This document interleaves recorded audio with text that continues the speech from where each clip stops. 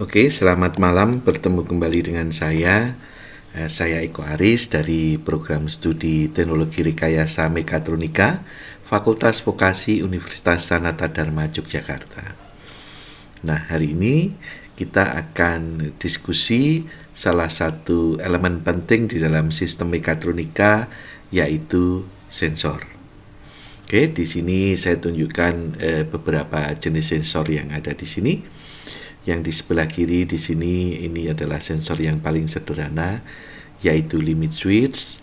Yang ini adalah untuk level sensor, yang ini adalah sensor untuk posisi, ya, itu namanya rotary encoder.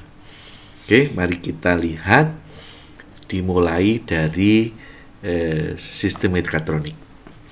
Jadi kenapa ini penting? Karena nanti akan memberikan gambaran kepada kita di mana posisi sensor di dalam sistem mekatronik kita. Karena sensor ini adalah salah satu elemen penting di dalam sistem mekatronika yang berfungsi sebagai input, ya, supaya kontrol kita atau supaya sistem mekatronik kita bisa berinteraksi dengan dunia luar. Oke, kalau kita lihat dari sistem mekatronik mapping kita mulai dari benda kerja. Jadi kan mekatronik seperti kita tahu merupakan irisan dari sistem mekanik, sistem elektronik, dan komputer, gitu ya, kendali berbasis komputer. Nah, berarti di dalam sistem mekatronik tadi mesti ada elemen untuk mekaniknya, ada elemen untuk elektroniknya atau elektriknya, dan juga ada elemen untuk pengendalinya, gitu ya, berbasis komputer tentunya, digital. Oke, mari kita lihat.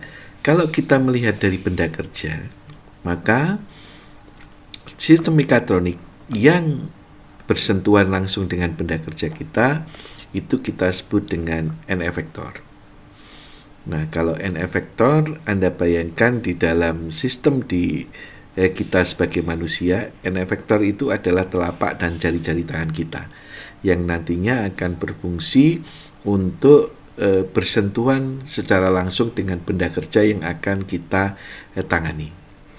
Nah, tentunya N-efektor ini sistem mekanik yang tidak bisa berdiri sendiri, karena N-efektor nanti harus diletakkan di satu mekanisme tertentu yang dalam sistem untuk robotik kita sebut dengan manipulator, ya. Jadi kalau bayangkan kalau di dalam tubuh kita manusia itu lengan, baik lengan bawah, atas, kemudian dari tubuh kita, pinggang kita itu adalah manipulator yang nantinya N-efektor itu akan diletakkan di ujung manipulator kita sehingga N-efektor itu bisa bergerak untuk mengambil benda kerja, untuk bersentuhan dengan benda kerja kita, gitu ya. Nah, tadi kata-kata bergerak, gitu ya. Nah, di sini karena saat ada bergerak berarti butuh penggerak. Nah, penggerak di dalam sistem mekatronik kita itu disebut dengan aktuator. Aktuator di sini ada beberapa jenis yang kita nanti akan fokus di dalam sistem mekatronik kita, yaitu aktuator berupa motor listrik, ya, di mana di situ bisa memberikan gerak untuk berputar, aktuator untuk pneumatik yang memanfaatkan angin bertekanan, yaitu silinder pneumatik, mungkin motor pneumatik, terus kemudian aktuator untuk hidrolik, yang itu adalah silinder hidrolik, motor hidrolik, ya. Itu fungsinya adalah memberikan daya atau gaya untuk menggerakkan manipulator dan N-efektor kita atau menggerakkan sistem mekanik kita. Nah, kemudian benda kerja itu kan perlu dideteksi, ya, supaya N-efektor kita itu bisa mengambil, atau misalnya kalau kita bayangkan manusia itu kita bisa mengambil benda kerja, maka kita perlu mata. Maka di sini butuh sensor, ya. Nah, Sensor ini saya katakan sensor eksternal karena nantinya akan mendeteksi dunia di luar kita, gitu ya, di luar sistem mekatronik kita yang nantinya akan mendeteksi benda kerja kita. Tetapi ada juga sensor yang kita sebut dengan sensor internal, di mana sensor internal nanti akan berfungsi untuk mendeteksi posisi dari tubuh kita, lengan kita.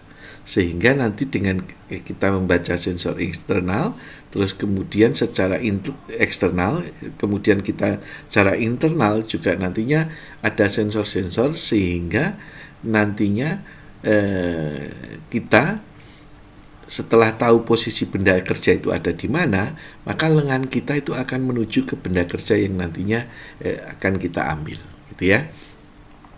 Kemudian sensor yang ada di sini itu nantinya kan akan menuju ke controller kita, ya. Kalau ke dalam tubuh manusia itu akan menuju ke otak kita.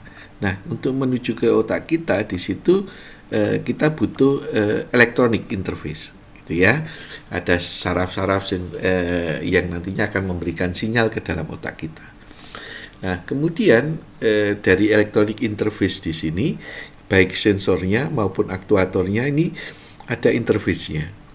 Nah, untuk aktuator itu interface-nya kita sebut dengan driver. Misalnya driver yang paling sederhana itu adalah relay, bisa power transistor, bisa juga misalnya untuk driver aktuator untuk yang motor stepper, maka ini stepper motor driver. Untuk motor servo berarti motor servo driver. Untuk misalnya motor listrik yang AC 3 pas kita bisa menggunakan inverter. Kalau di sini adalah silinder hidrolik, maka interface-nya yang ada di sini adalah solenoid, gitu ya, yang nantinya akan berhubungan dengan sistem kontrol kita. Nah, kemudian kenapa di sini ada dua? Ya, karena bisa jadi nanti ada satu benda kerja di dalam satu sistem mekatronika, digerakkan kita untuk digerakkan di satu sisi, kemudian diambil di sisi yang lain. Nah, kita sebutnya di sini ada yang mensuplai benda kerjanya, kemudian ada yang menghandling benda kerjanya. Ya, kita analogikan seperti itu. Nah, tentunya sistem ini tidak akan bisa berjalan dengan baik apabila itu tidak diletakkan di satu tempat yang itu pasti, maka di situ ada butuh frame. Nah, kemudian di sini kan kita ada aktuator yang mungkin dari pneumatik, dari kemudian ada alat-alat elektronik, itu kemudian ada juga mungkin dari hidrolik, maka di situ butuh power supply. Ya, power supply bisa berupa elektrik, bisa berupa pneumatik, bisa berupa hidrolik. Kemudian untuk memudahkan interaksi sistem mekatronik dengan kita manusia, maka ada human machine interface. Yang paling sederhana adalah tombol-tombol dan lampu indikator.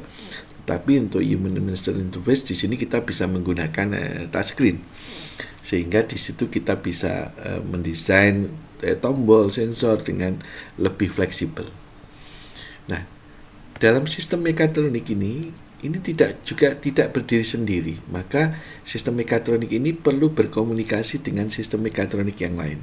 Maka yang tak kalah pentingnya di dalam mempelajari sistem mekatronik itu adalah network atau communication.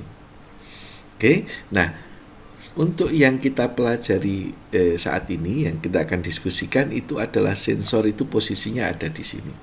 Jadi untuk sensor eksternal, dia itu nantinya akan mendeteksi benda kerja kita, sehingga nanti akan memberikan informasi elektronik, gitu ya, ke dalam komputer kita, sehingga komputer kita nanti bisa mengolah tergantung dari program yang diberikan untuk memberikan informasi ke aktuator, manipulator, efektor di situ supaya menghandling benda kerja yang ada, gitu ya. Jadi ini adalah posisi sensor. Kita lihat lebih detail untuk yang sistem mekatronik secara keseluruhan, misalnya ini. Jadi nanti bisa jadi nanti sistem mekatronik yang satu ini sebagai master, terus kemudian berkomunikasi atau harus dikomunikasikan dengan sistem mekatronik yang lain, ini sebagai slave misalnya gitu ya. Nanti untuk sistem networking di sini nanti ada macam-macam gitu ya. Terus kemudian di sini ada butuh human machine interface, kemudian butuh power supply baik elektrik, pneumatik maupun hidrolik. Oke, nah sekarang kita akan fokus melihat ke sensor di dalam sistem mekatronik kita. Nah, agar berguna, sistem harus berinteraksi dengan lingkungannya. Jadi sistem mekatronik kita harus bisa berinteraksi dengan lingkungannya. Untuk melakukan itu, sistem mekatronik kita membutuhkan sensor dan aktuator. Sensor itu nantinya dari luar akan kita masuk ke dalam, ya. Jadi kalau kita bicara sensor, itu akan mengubah fenomena fisik menjadi sinyal listrik yang akan dikirimkan ke kontrol kita. Sedangkan aktuator itu nanti dari dalam keluar. Jadi nanti kalau dari kontrol kita memberikan sinyal listrik tadi nanti akan diterjemahkan ke fenomena fisik. Misalnya kalau motor listrik berputar, kalau silinder pneumatik nantinya dia akan maju mundur, hidrolik juga maju mundur seperti itu. Nah, kita bicara sensor, maka kita ada mengenal namanya transducer. Jadi di dalam sensor itu ada dua komponen, satu adalah komponennya transducer, yang satu komponen yang lain adalah komponen elektronik. Sehingga kalau transducer itu nanti hanya mengubah dari kuantitas fisik yang satu diubah ke yang lain. Misalnya contohnya termometer untuk air raksa itu merkuri dalam kaca itu mengubah suhu menjadi perpindahan kolom. Jadi nanti semakin tinggi suhunya maka merkurinya akan semakin panjang, semakin naik gitu ya, semakin tinggi. Nah, di situ kalau nanti hanya merubah dari fisik satu ke fisik yang lain itu belum bisa berinteraksi dengan komputer atau dengan controller kita yang basisnya digital. Maka dari sini kita perlu merubah tadi kuantitas fisik tadi menjadi sinyal listrik. Nah, sinyal listrik inilah yang nantinya akan bisa ditangkap oleh controller kita. Nah, kita lihat misalnya sederhana kasus yang ada di sini. Ini ada sistem untuk pengisian tangki air, terus kemudian tangki air di sini juga nantinya akan digunakan. Nah, kita diminta untuk menjaga supaya level air itu selalu berada di sekitar garis yang ada di sini. Nah, maka dengan kita nantinya bisa membuka valve apabila airnya turun sehingga supaya airnya bisa kita jaga levelnya sampai di sini. Nah, di sini orang ini itu harus memperoleh informasi levelnya di mana. Maka di sini ada sistem yang bisa dilihat di sini. Kalau levelnya sesuai dengan garisnya di sini, maka itulah yang harus dijaga. Nah, itu butuh informasinya, itu butuh ditangkap di sini oleh mata. Nah, mata di sini berfungsi sebagai sensor. Nah, kemudian kalau ini airnya turun, maka dari sensor ini kita tahu bahwa airnya sekarang posisinya di bawah, maka yang dilakukan akan memberikan informasi ke otak kita. Nah, sehingga memutuskan valve-nya supaya dibuka. Nah, kalau di sini turunnya drastis mungkin valve-nya dibuka maksimal, tetapi kalau turunnya sedikit kita bukanya bisa valve-nya dibuka yang tidak maksimal. Kita lihat lagi. Kalau misalnya kita akan mendeteksi sebuah produk di dalam belt conveyor, kemudian produk tadi kalau dideteksi oleh sensor itu dikirimkan ke PC kita, dan PC kita program atau PLC kita program. Kalau ada benda kerja maka kita kirim sinyal ke conveyor di sini ke motor listrik supaya motor listriknya berhenti, ya. Jadi di sini ada sensor, ya, ini fungsinya sebagai sensor yang akan mendeteksi benda kerja. Nah, tentunya kita baru bicara bahwa ini sensor. Nah, sensor kan jenisnya ada banyak, maka kita harus bisa memilih ini benda kerjanya bagaimana, terbuat dari apa, warnanya apa gitu ya. Nah, yang itu nanti akan menjadi tugas kita sehingga kita bisa memilih sensor yang tepat untuk mendeteksi benda kerja yang ada di sini. Mungkin kalau yang ada di sini ini hanya berupa aliran sinyal. Coba kalau bendanya di sini terbuat dari kayu, terus kemudian sensornya kita menggunakan sensor induktif, maka sensor ini tidak akan pernah bisa mendeteksi karena kita salah memilih sensornya. Kita lihat sedikit lebih kompleks untuk sistem pengisian pembuatan puding di sini. Di sini ada banyak sensor yang kita gunakan. Mulai dari yang pertama di sini.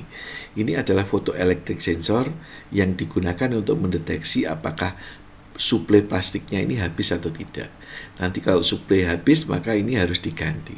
Itu adalah sensor pertama menggunakan photoelectric. Terus kemudian di sini plastik lembaran ini akan dipres, gitu ya, akan dipres.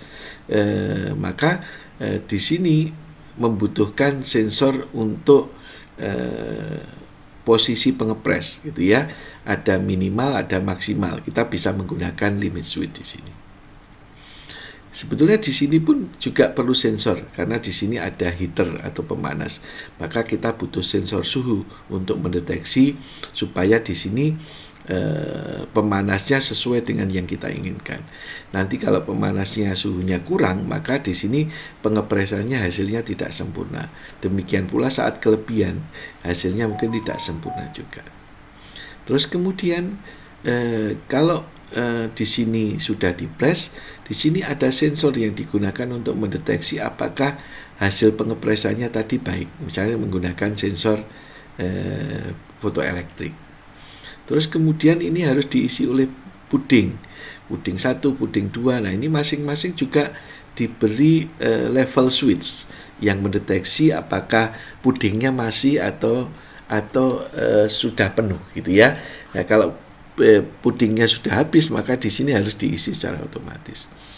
Di sini ada sensor juga photoelektrik yang mendeteksi untuk penutupan, ya. Jadi supaya penutupannya pas. Misalnya ada marking di dalam sistem packaging kita. Kalau markingnya terdeteksi, baru kemudian itu ditutup, gitu ya. Kalau nanti tidak ada itu, bisa jadi nanti tulisannya akan tidak berada di selalu posisi yang sama. Setelah selesai pun ini juga bisa dideteksi apakah ini ada isinya. Ini menggunakan proximity switch yang kapasitif.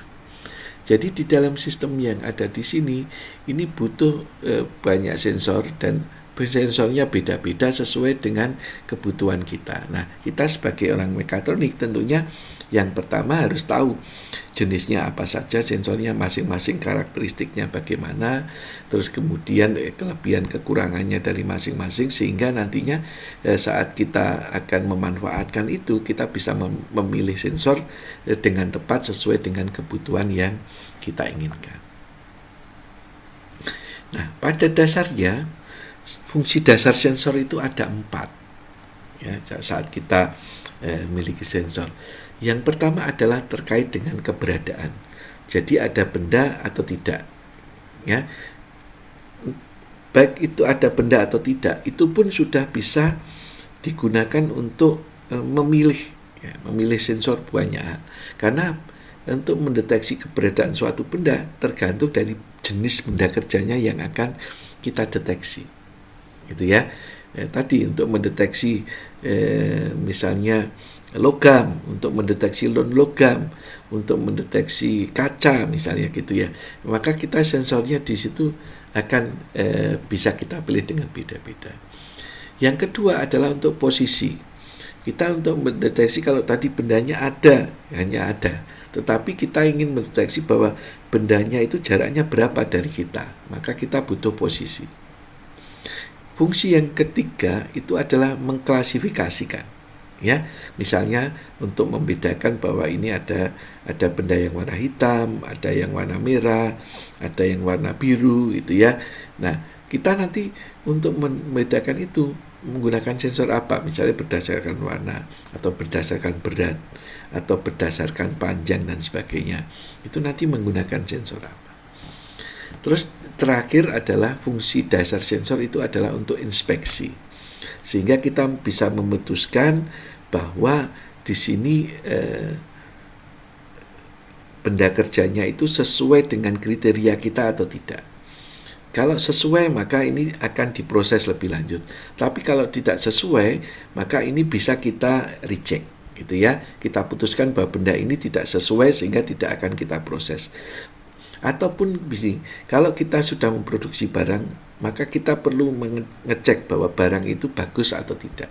Kalau bagus itu layak dipasarkan. Kalau tidak, jangan sampai nanti benda yang kita pasarkan adalah benda yang sebetulnya hasil inspeksinya adalah gagal. Nah, itu nantinya akan menurunkan reputasi dari perusahaan kita, ya, dari perusahaan yang nantinya memasarkan benda tadi, karena ada komplain dari konsumen dan sebagainya. Nah, saat kita bicara sensor yang paling banyak dipakai di industri untuk otomasi, ini adalah sensor untuk proximity yang digunakan untuk mendeteksi keberadaan benda, gitu ya. Nah, ini adalah 5 jenis sensor yang paling banyak dipakai di industri, gitu ya. Terutama adalah industri yang di manufaktur, gitu ya. Nanti tentunya di industri yang proses ada sensor yang lain yang digunakan, gitu ya. Nah, untuk di industri manufaktur, di sistem otomasi di industri manufaktur, yang paling banyak adalah limit switch, fotoelektrik, induktif, kapasitif, dan ultrasonik, gitu ya. Nah, untuk limit switch, kita di sini ada keuntungan, ada kelemahan. Terus ada aplikasinya untuk apa saja. Jadi dari tabel ini itu kita bisa dapat informasi secara singkat keuntungan dari misalnya sensor fotoelektrik, gitu ya. Terus kemudian kelemahannya apa, terus kemudian aplikasi-aplikasinya yang biasa digunakan untuk apa, gitu ya. Misalnya kalau kita bicara sensor fotoelektrik, ini adalah satu hal yang misalnya yang bagus itu adalah jarak sensingnya yang panjang, gitu ya. Tetapi di sini itu sensitif terhadap kontaminasi. Misalnya kalau lensanya itu kotor, di situ akan mempengaruhi pendeteksian.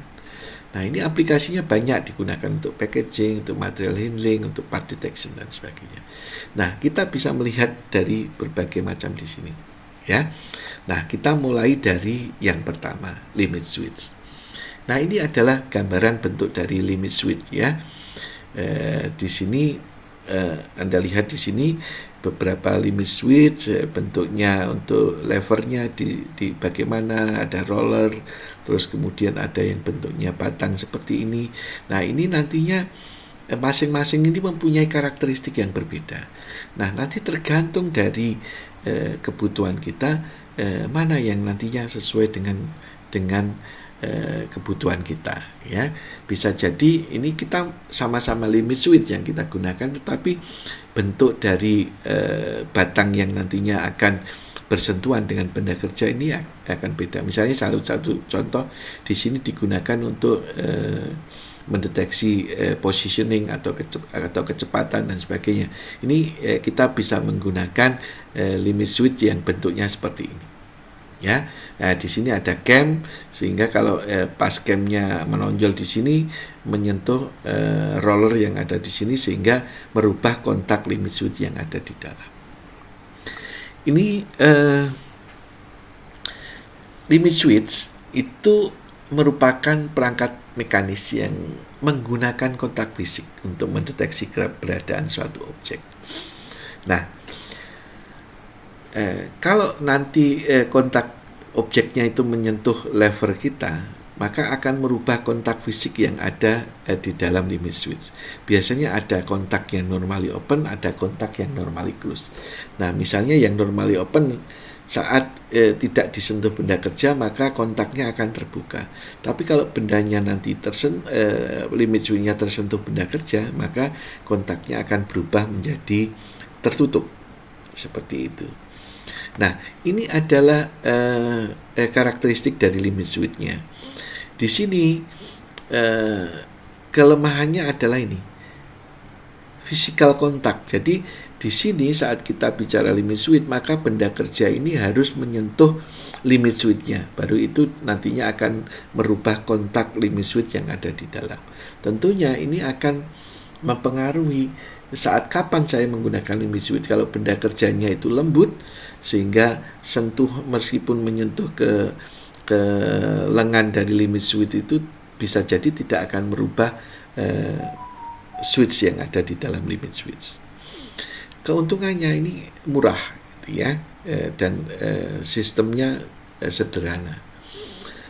Nah, hanya saja di sini switching rate-nya ini tidak besar, maka nanti akan sulit digunakan untuk mendeteksi perubahan dengan frekuensi lebih dari 3 Hz.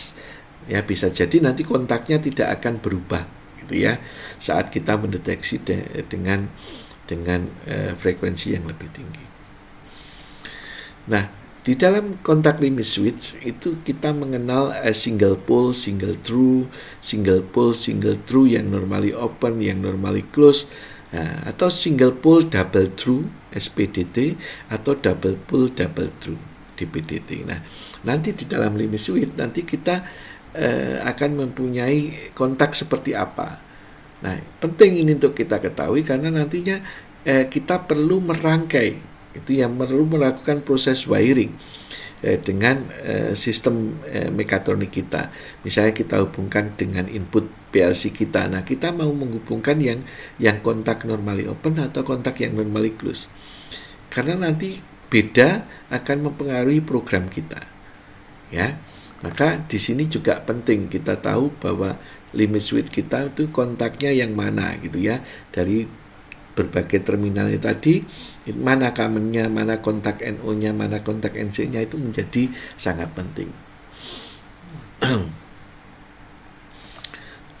Nah, yang berikutnya adalah inductive proximity sensor. Nah, inductive proximity sensor di sini itu digunakan untuk mendeteksi logam. Ini berbagai macam bentuk fisik dari induktif, ada yang berbentuk silinder, ada yang berbentuk kotak gitu ya. Ada juga yang berbentuk ring, misalnya untuk mendeteksi, untuk menghitung jumlah baut yang jatuh. Terus kemudian ini salah satu aplikasinya, misalnya mendeteksi ada tidaknya botol di dalam, ada tidaknya tutup di dalam botol kita gitu ya, kalau kita tutupnya terbuat dari logam. Nah, ini karakteristiknya ya, karakteristiknya. Nah, di sini yang keunggulannya adalah ini tidak perlu disentuh, tetapi memang jaraknya itu tidak bisa jauh untuk sensor induktif. Misalnya yang normal itu antara 0,8 sampai 10 mili, maksimal sampai 25 cm atau 250 mili. Terus kemudian ini umurnya lebih panjang gitu ya, karena sistemnya menggunakan sistem yang elektronik, asal kita maintain supaya arusnya tidak melebihi dari arus yang diizinkan di situ. Nah, karakteristik ini itu juga perlu kita pahami supaya nantinya kita bisa memanfaatkan sensor induktif ini dengan lebih tepat. Misalnya untuk di sini sudah diberi proteksinya, misalnya untuk IP67. Maka kita nanti untuk menggunakan di area-area seperti apa yang di situ masih aman gitu ya. Terus suhunya ini sampai 70 derajat maksimal. Kalau suhunya kita lebih dari itu, maka bagaimana nanti? Sensor apa yang nantinya akan lebih tepat untuk kita gunakan? Kemudian kita juga harus tahu di dalam fotoelektrik tadi, kalau di dalam limit switch tadi ada NO, NC dan sebagainya. Nah, di sini biasanya kabelnya ada 3 di situ dan ada 2 jenis sensor, yaitu PNP dan NPN. PNP itu adalah sourcing, sedangkan NPN itu adalah sinking. Nah, nanti ini akan mempengaruhi kita, ya, mempengaruhi wiring kita. Jadi saat kita nanti misalnya akan mengganti sensor, kita harus tahu sensornya ini jenisnya yang PNP atau NPN, dan bagaimana nanti wiringnya untuk PNP dan NPN. Anda lihat ini PNP, outputnya di sini kalau dihubungkan ke beban, kemudian selanjutnya harus dihubungkan ke negatif, karena outputnya ini adalah positif. Nah, kalau NPN ini kebalikan. Jadi kalau ini dihubungkan ke beban, beban harus dihubungkan ke positif. Karena apa? Di sini adalah negatif. Nah, itu nanti yang harus Anda pahami. Terus kemudian outputnya sensor induktif juga ada yang digital, ada yang analog, gitu ya. Nah, biasanya warnanya untuk kabelnya itu adalah merah atau coklat, itu positif, biru itu adalah negatif, sedangkan outputnya itu biasanya warnanya adalah hitam.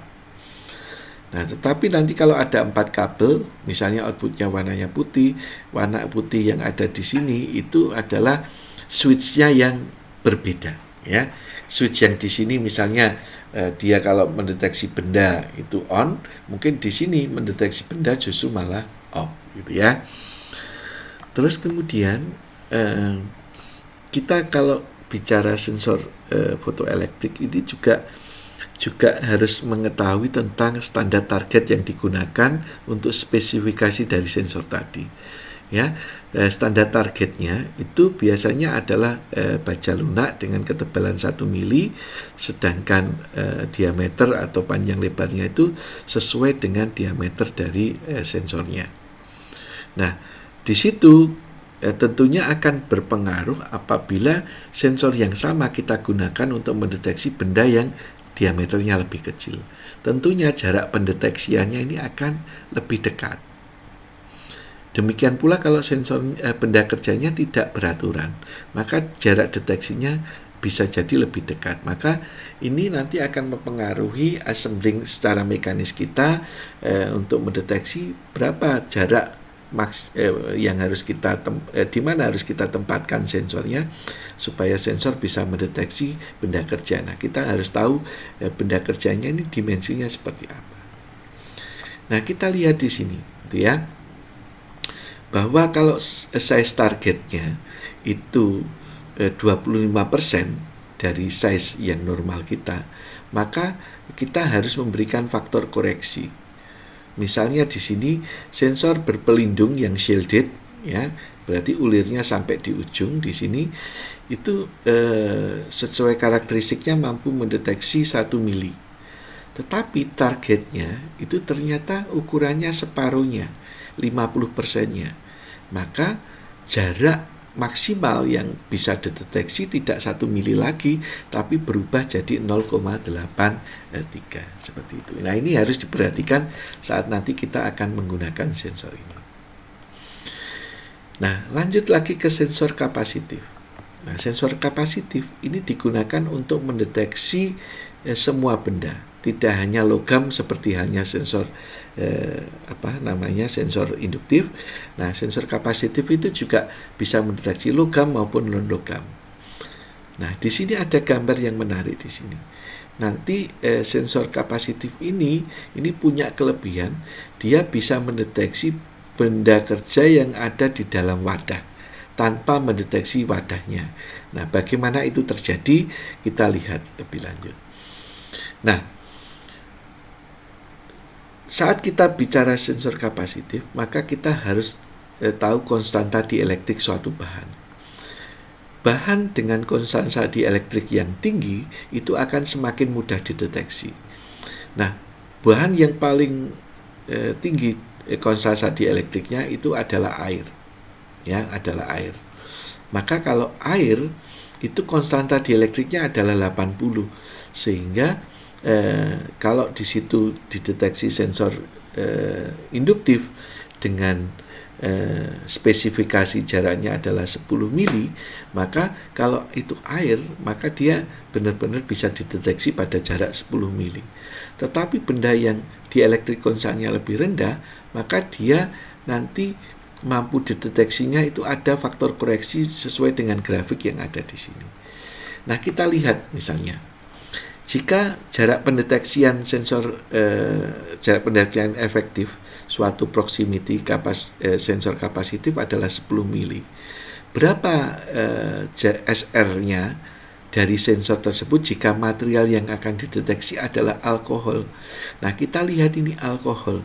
Alkohol itu konstansa dielektriknya 25,8. Maka di sini kita tarik 25,8. Di sini kita garis turun sehingga ketemulah sekitar misalnya 87,5%. Maka untuk mendeteksi alkohol, jarak pendeteksian efektifnya tidak 10 mili lagi, tetapi hanya 8,75 mili. Nah, itu nanti yang akan mempengaruhi sehingga kita bisa mendeteksi benda di dalam satu wadah tanpa mendeteksi wadahnya, karena ada perbedaan dielectric constant antara benda dengan wadahnya. Ya, ini tadi yang saya sampaikan. Nah, ini contoh. Ini posisi sensor kapasitif, ini mendeteksi sebuah kaca. Nah, jaraknya kita atur, ya, kita atur supaya sensor kapasitif ini tidak mendeteksi kaca, ya. Nah, tetapi di sini air di dalam kaca ini bisa dideteksi oleh sensor kapasitif meskipun kacanya tidak terdeteksi. Karena apa? Dielectric constant air ini lebih tinggi daripada kaca, yang akan mempengaruhi tadi jarak pendeteksian efektif tadi. Nah, saat ini naik, maka sensor kapasitifnya bisa mendeteksi. Untuk yang sensor proximity yang berikutnya, yaitu fotoelektrik. Nah, fotoelektrik sensor yang ada di sini, ini Anda lihat di sini ya, ada berbagai macam bentuk, tetapi yang paling penting di sini ada 3 metode pendeteksian. Yang satu adalah true beam, yang satu adalah retroreflective, yang satu adalah diffuse, gitu ya. Nah, true beam itu jarak deteksinya paling jauh, ini bisa sampai 2 meter. Sedangkan retroreflective, karena di sini ada kaca yang memantulkan tadi, ini jarak deteksinya lebih dekat. Yang paling dekat jarak deteksinya adalah diffuse. Tetapi dari sisi harga, ini diffuse yang paling murah, retroreflective atau reflektif ini sedang, sedangkan yang paling mahal itu adalah true beam. Nah, kita lihat dari video yang ada di sini. Nah, video yang ada di sini ini nanti menunjukkan bagaimana aplikasi sensor fotoelektrik di dalam sistem otomasi kita. Ini digunakan untuk mendeteksi apakah suplai kertasnya habis atau tidak. Ini untuk mendeteksi apakah di sini ada kertas yang robek atau tidak. Gitu ya. Terus di sini untuk mendeteksi posisi markingnya. Ya, terus kemudian di sini digunakan untuk printing misalnya di sini, terus kemudian di sini digunakan untuk mendeteksi menghitung benda kerja, gitu ya. Kalau ada benda kerjanya dihitung berapa jumlahnya, di situ dideteksi dengan fotoelektrik.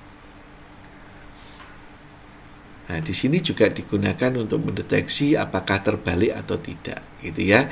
Yang membedakan warnanya. Kalau nanti terbalik, dia akan didorong, gitu. Terus di sini mendeteksi apakah sudah ada tulisannya atau belum, gitu ya. Nah, ini berbagai jenis sensor aplikasi di sini menggunakan sensor fotoelektrik.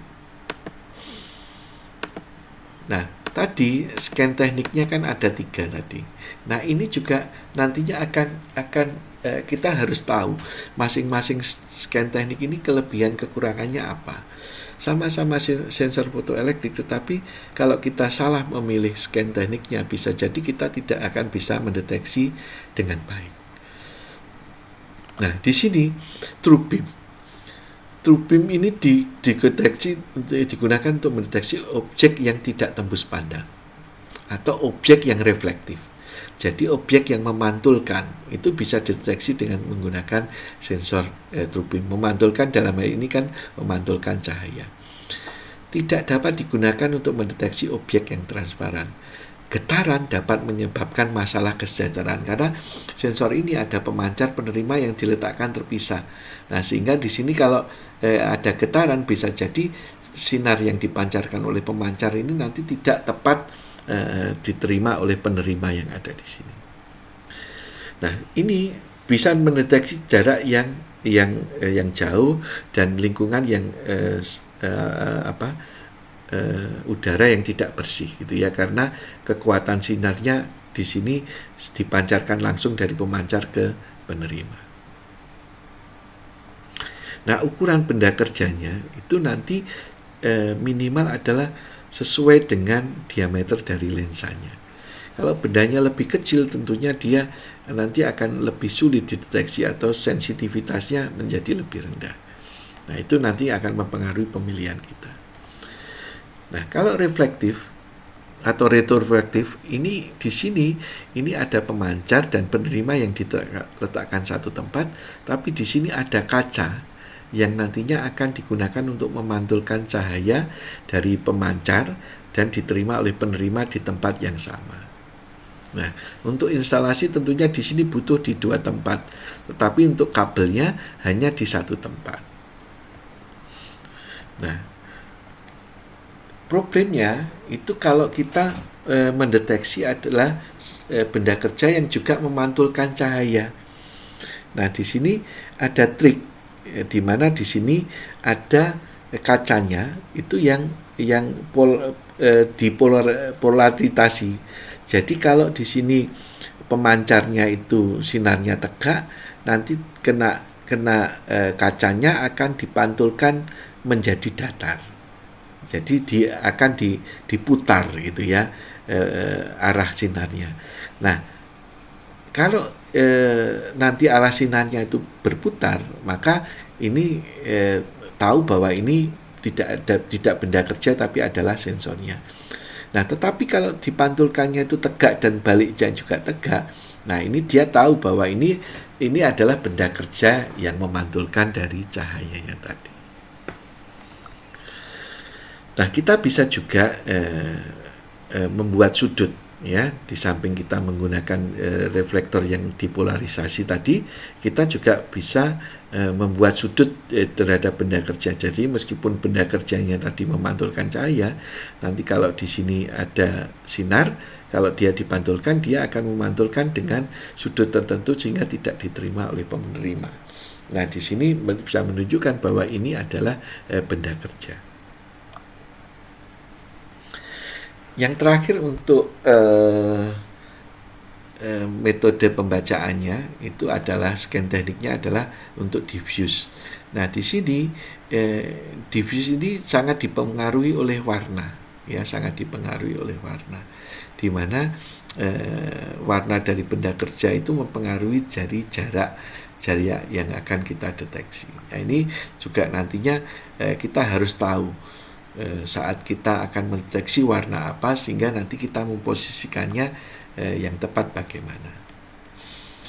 Nah, selain sensor itu ya, ini masih banyak lagi sensor yang tentunya digunakan di industri. Misalnya untuk magnetic proximity sensor biasanya digunakan untuk posisi minimal dan maksimal silinder menggunakan Ridge width atau Hall effect sensor atau magnetic sensor. Ada sensor ultrasonik yang menggunakan gelombang suara di situ ya. Nah, ini jarak deteksinya lebih jauh dibandingkan dengan sensor fotoelektrik. Terus ada flow sensor yang untuk mendeteksi berapa jumlah aliran. Ada pressure sensor untuk mendeteksi tekanan, ada level sensor untuk mendeteksi ketinggian cahaya, ada position sensor, misalnya rotary encoder, ada temperatur sensor untuk mendeteksi suhu, ada machine vision, dan juga ada RFID. Ini berbagai macam sensor yang nantinya juga akan kita pelajari di dalam sistem mekatronik kita. Nah, misalnya di sini, kalau kita memiliki studi kasus, nah tadi kita sudah belajar sensor proximity-nya, ada limit switch, ada induktif, ada kapasitif, dan fotoelektrik. Nah, bagaimana kita nanti bisa mengklasifikasikan, gitu ya? Tadi kan salah satu fungsi sensor adalah mengklasifikasikan. Nah, bahwa yang masuk itu adalah benda satu yang terbuat dari logam dan berwarna merah, atau benda dua terbuat dari plastik berwarna merah, atau benda tiga terbuat dari plastik berwarna hitam. Nah, sensor mana yang kita gunakan ya dalam sistem otomasi kita sehingga kita nantinya bisa mengklasifikasikan ya tiga benda yang ada di sini. Nah, di sini ada dua parameter. Satu adalah bahan, satu adalah warna. Bahannya ada logam dan non-logam, dalam hal ini plastik. Warna ada cerah, perak, ada merah, ada hitam. Nah, maka kalau kita bicara warna, itu kita arahnya adalah sensor fotoelektrik. Sedangkan kalau ini ada bahan logam, non-logam, maka di situ adalah induktif atau kapasitif. Itu ya. Nah, kalau kita lihat di sini arahnya penyelesaian bagaimana. Nah, di sini kalau kita menggunakan sensor kapasitif, ini semua benda tadi 1 2 3 ini bisa dideteksi. Maka kalau kita menggunakan sensor kapasitif, ini fungsinya adalah untuk menghitung ya, untuk menghitung berapa misalnya jumlah benda, atau ini sudah ada benda. Nah, itu sehingga nanti bisa masuk ke kontrol kita untuk kita hitung. Nah, kemudian sensor yang lain, sensor induktif dan sensor fotoelektrik dengan scan yang diffuse, itu kita gunakan untuk membedakan tadi antara logam dan juga warna. Kalau terbuat dari logam warnanya perak, maka ini kedua sensor ini bernilai 1 atau on. Kalau terbuat dari plastik, maka induktif nanti off, sedangkan kalau warnanya merah di sini fotoelektrik masih bisa mendeteksi. Kalau hitam, maka dua-duanya ini tidak bisa mendeteksi. Ya, maka kita menggunakan 3 sensor ini sehingga kita bisa mengklasifikasikan sekaligus nanti bisa menghitung berapa total benda kerja yang nantinya sudah masuk ke dalam sistem kita. Oke, itu demikian yang bisa saya sampaikan terkait dengan sensor di dalam sistem mekatronik kita. Semoga ini bermanfaat. Terima kasih.